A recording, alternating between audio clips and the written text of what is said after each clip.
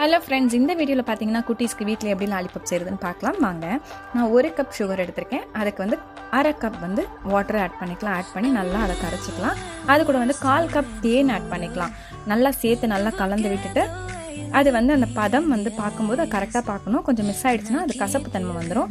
ஒரு பாத்திரத்தில் வந்து தண்ணி வச்சுக்கோங்க. நல்லா திக்காகிற மாதிரி ஆனதும் அந்த நுரெல்லாம் வரும்போது அந்த ஸ்பூனில் எடுத்து அந்த தண்ணியில் விட்டு பாருங்கள்.